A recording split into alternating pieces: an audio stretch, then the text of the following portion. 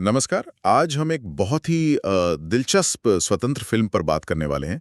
नाम है humans in the loop. जी। और हाल ही में ना एक बड़ी खबर आई है जी। कि दो बड़े नाम, मतलब सिनेमा की दुनिया से लेकिन काफी अलग बैकग्राउंड से, वो इससे जुड़े हैं एग्जीक्यूटिव प्रोड्यूसर के तौर पर। हाँ, ये काफी इंटरेस्टिंग डेवलपमेंट है। बिल्कुल। तो ये फिल्म है झारखंड की एक ओरांव आदिवासी महिला नेमा के बारे में। वो आर्टिफिशियल इंटेलिजेंस मतलब एआई, उसके लिए डेटा लेबलिंग का काम करती हैं। ये अपने आप में बड़ा अनोखा विषय है। बिल्कुल, ये वो पहलू है जिस पे ज्यादा बात नहीं होती। सही कहा। और जो बड़ी खबर है वो ये जी। कि जानी मानी फिल्म मेकर किरण राव, हाँ, लापता लेडीज वाली। हाँ वही, और दूसरी तरफ है आदिवासी सिनेमा के एक बहुत बड़े पैरोकार बीजू टोप्पो। जी, उनका काम तो जबरदस्त रहा है। हाँ, तो ये दोनों अब इस फिल्म के एग्जीक्यूटिव प्रोड्यूसर हैं। अब ये सवाल उठता है कि भाई ये दोनों क्यों जुड़े? इनका काम तो काफी अलग है। सही बात है। और ये एग्जीक्यूटिव प्रोड्यूसर की भूमिका भी, मतलब ये क्या होती है असल में? हाँ, असल में इसका मतलब यही है कि वो फिल्म को बनाने में या शायद उसे दर्शकों तक पहुंचाने में एक अहम भूमिका निभा रहे हैं। हो सकता है फाइनेंशियल सपोर्ट हो या अपने एक्सपीरियंस और कॉन्टैक्ट्स का इस्तेमाल कर रहे हो। अच्छा। तो चलिए इसी पर आज हम थोड़ी गहराई से बात करते हैं। देखते हैं कि ये फिल्म क्या है, ये लोग क्यों इसका समर्थन कर रहे हैं। और सबसे जरूरी कि ये तकनीक, श्रम और हमारे समाज के बारे में क्या सवाल उठाती है। बिल्कुल। तो शुरुआत करते हैं फिल्म की कहानी से। जैसा मैंने कहा, ये नेहमा नाम की एक ओरांव आदिवासी महिला पर है झारखंड में। जी। और वो एआई के लिए डेटा लेबलिंग करती हैं। ये डेटा लेबलिंग ये होता क्या है असल में, थोड़ा समझाएंगी? हाँ, देखिए, सरल शब्दों में कहें तो ये एआई सिस्टम को सिखाने का एक बहुत ज़रूरी हिस्सा है। अच्छा। इसमें क्या होता है कि इंसान डेटा को पहचानते हैं और उसमें जानकारी जोड़ते हैं। जैसे मान लीजिए कोई तस्वीर है, तो उसमें मार्क करना कि ये गाड़ी है, ये पेड़ है। ओके। है? या फिर कोई ऑडियो है, उसे सुनकर टेक्स्ट में बदलना। इसी तरह के काम से एआई सीखता है, वो स्मार्ट बनता है। तो नेहमा जैसे लोग वो हैं जो इस पूरी स्मार्ट टेक्नोलॉजी के पीछे हैं पर दिखते नहीं। बिल्कुल। वो उन अनगिनत और अक्सर अनदेखे श्रमिकों में से हैं जो हमारी इन तथाकथित स्मार्ट तकनीकों को असल में मुमकिन बनाते हैं। पर्दे के पीछे के हीरोज कह सकते हैं। तो ये वो मानवीय कड़ी है जो एआई के पीछे है। लेकिन फिल्म सिर्फ इस काम के बारे में ही तो नहीं हो गया ना? नहीं, बिल्कुल नहीं। यहीं से बात और गहरी होती है। ये फिल्म सिर्फ एक व्यक्ति के काम को नहीं दिखाती, बल्कि ये पर्दे खोलती है कि कैसे ये जो तकनीकी तरक्की है, वो कई बार अनजाने में ही सही, समाज में जो पहले से मौजूद असमानताएं हैं, उन्हें और बढ़ा सकती है। अच्छा, कैसे? खास तौर पर ये फिल्म इस बात पर रोशनी डालती है कि कैसे स्वदेशी ज्ञान प्रणालियां, मतलब जो पारंपरिक ज्ञान है, जी। उसे हाशिए पर धकेला जा सकता है, क्योंकि ये शायद वो उस तरह के तकनीकी डेटा सेट में फिट नहीं बैठता जिसे एआई समझता है। ये तो बड़ा दिलचस्प नुक्ता है। मतलब तकनीक एक तरह से चुन रही है कि किस तरह का ज्ञान जरूरी है हाँ। और कौन सा नहीं। हाँ, कुछ हद तक ऐसा ही होता है। ये फिल्म हमें उस भविष्य के बारे में सोचने पर मजबूर करती है जिसे हम तकनीक के साथ बना रहे हैं। कि वो भविष्य कैसा होगा, किसके लिए होगा। बिल्कुल। क्या ये समावेशी है या ये कुछ खास तरह के ज्ञान और लोगों को ही आगे बढ़ाएगा? ये उन अदृश्य मानवीय पहलुओं को सामने लाती है। जैसे वो मेहनत, वो सांस्कृतिक संदर्भ जिसमें वो लोग जी रहे हैं, उनका अपना ज्ञान।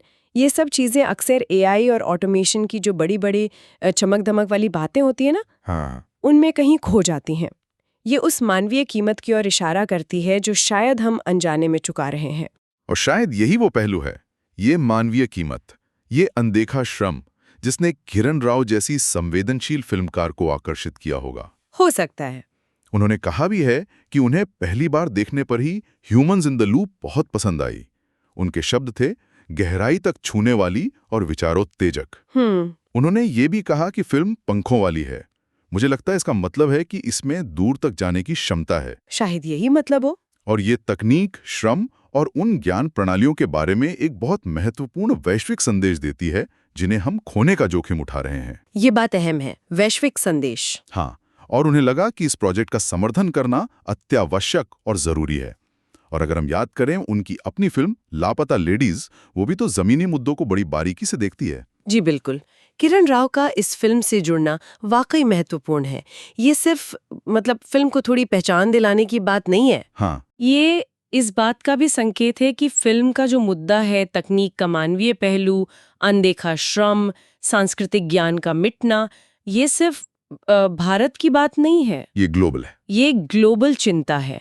उनका समर्थन इस कहानी को उन दर्शकों तक भी ले जा सकता है जो शायद आमतौर पर ऐसी इंडिपेंडेंट फिल्मों पर या इन विषयों पर उतना ध्यान न देते हों। हाँ, उनका नाम जुड़ने से फिल्म को एक तरह की विश्वसनीयता मिलती है, एक बड़ी अपील मिलती है। निश्चित रूप से ये इसे सिर्फ एक रीजनल कहानी नहीं रहने देता, बल्कि एक बड़े मंच पर ले आता है। बिल्कुल, ये उन बड़ी सामाजिक चिंताओं से जुड़ता है जिन्हें अच्छा सोचने वाला सिनेमा अक्सर उठाता है।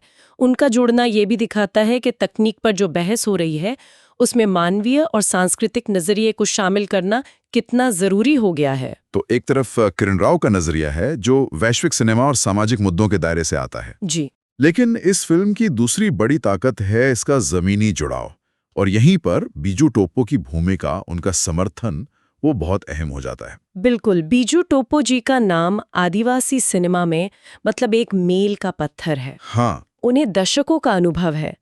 उन्होंने स्वदेशी समुदायों के संघर्षों, उनकी जिंदगी, उनके लचीलेपन को कैमरे में कैद किया है। सही कहा। तो जब वो ये कहते हैं कि ह्यूमंस इन द लूप सीधे उन लोगों के जीवन के बारे में बात करती है जिन्हें उन्होंने खुद जाना और देखा है, तो ये बात फिल्म को एक जबरदस्त ऑथेंटिसिटी, एक प्रामाणिकता देती है। हाँ, ये सिर्फ बाहर से की गई टिप्पणी नहीं लगती, फिर नहीं, ये उस समुदाय के भीतर से आने वाली आवाज का समर्थन लगता है जिसके बारे में फिल्म है। बिल्कुल। टोप्पो जी ने एक और बहुत असरदार बात कही है।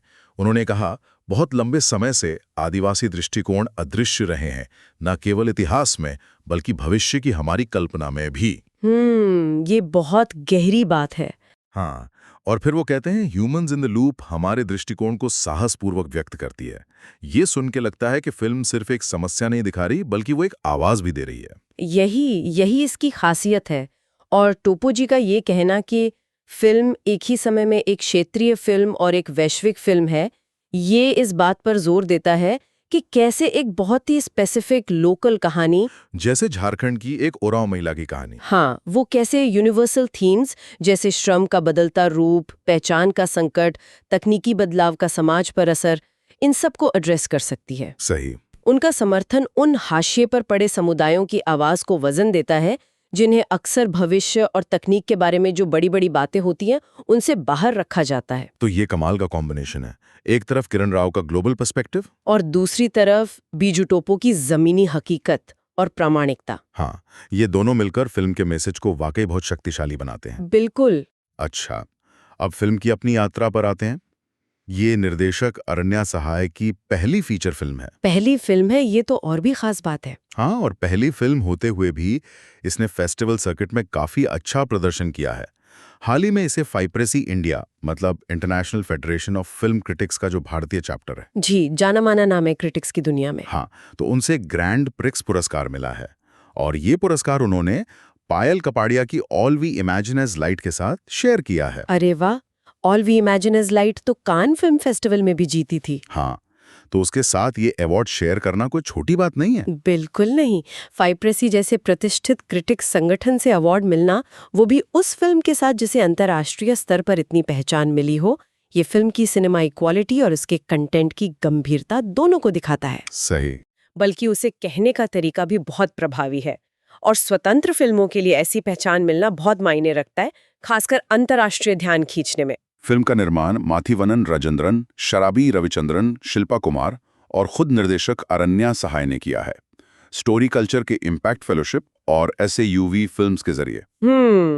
ये भी दिखाता है कि इस तरह की थोड़ी अलग हटकर जो फिल्में बनती हैं, उनको हकीकत बनाने के लिए किस तरह के कोलैबोरेशन और सपोर्ट नेटवर्क की जरूरत पड़ती है। सही बात है, आसान नहीं होता ऐसी फिल्में बनाना। निर्देशक अरण्या सहाय ने कहा भी है कि किरण राव और बीजू टोप्पो के समर्थन से उन्हें असीम साहस मिला है। हाँ, ये समझा जा सकता है, खासकर पहली फिल्म के लिए, और वो भी इतने चैलेंजिंग विषय पर। उन्होंने ये भी बताया कि फिल्म को थिएटर तक लाने के लिए, मतलब एक माहौल बनाने के लिए, उन्हें माइक्रो कम्युनिटी स्क्रीनिंग करनी पड़ी। अच्छा, हाँ, छोटी छोटी जगहों पर, समुदायों के बीच में, और ये उन्होंने करीब 1 साल तक किया।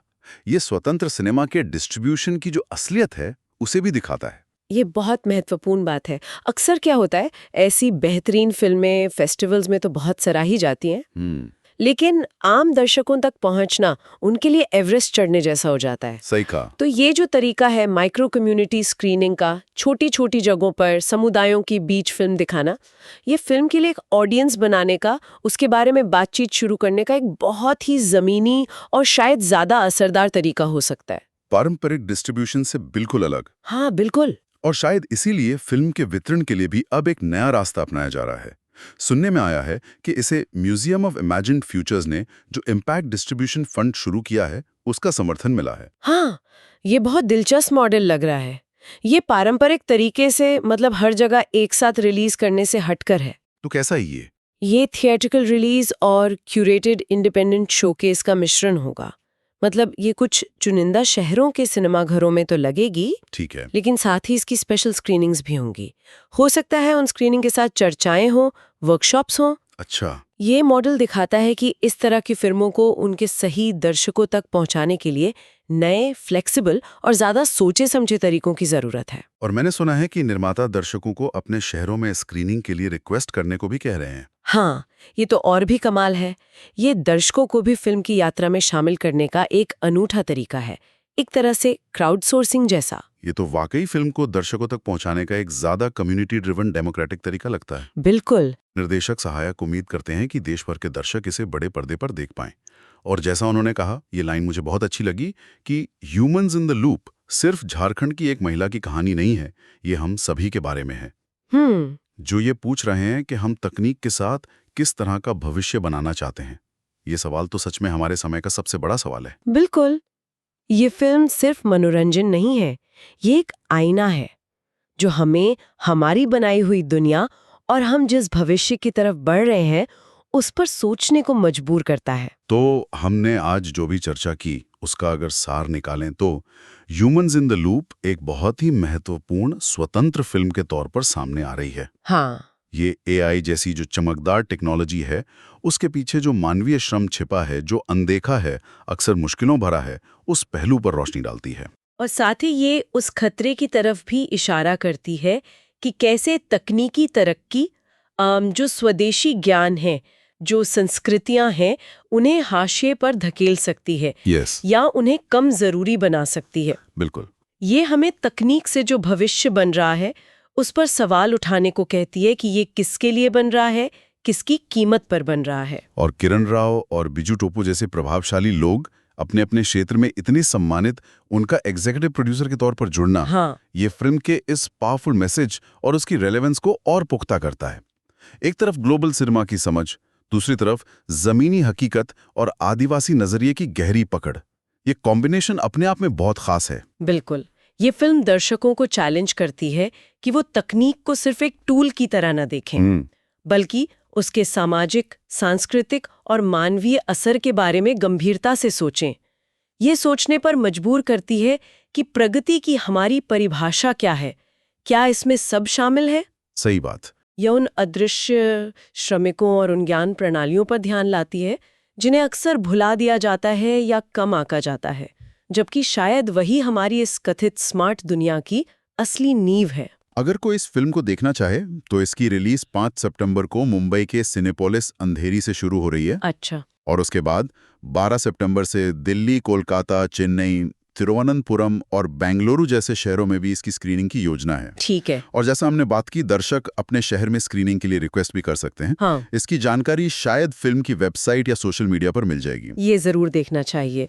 और जाते जाते शायद एक विचार छोड़ जाएं दर्शकों के लिए। हाँ बिल्कुल। अगली बार जब हम किसी स्मार्ट तकनीक का इस्तेमाल करें, चाहे वो चेहरे की पहचान हो, भाषा का अनुवाद हो या सिर्फ हमारे सोशल मीडिया फीड को सजाने वाला एल्गोरिदम, तो क्या हम एक पल रुककर उन अदृश्य ह्यूमंस इन द लूप के बारे में सोच सकते हैं जो इसे मुमकिन बना रहे हैं? कि वो लोग कौन हैं, कहाँ हैं, किन हालात में काम कर रहे हैं। हाँ। या ये सोचें कि इस डिजिटल युग में जहाँ हर तरफ डेटा ही डेटा है, किस तरह के ज्ञान को असल में वैल्यू दी जा रही है, और कौन सी समझ, कौन सी परंपराएं, कौन से नजरिए हैं जिन्हें शायद डेटा में नहीं बदला जा सकता और इसलिए उन्हें अनदेखा किया जा रहा है या पीछे छोड़ा जा रहा है। ये सवाल सिर्फ एक फिल्म के बारे में नहीं है। नहीं, ये हमारे अपने भविष्य के बारे में है। सोचने लायक बात है। बिल्कुल, सोचने लायक बात है।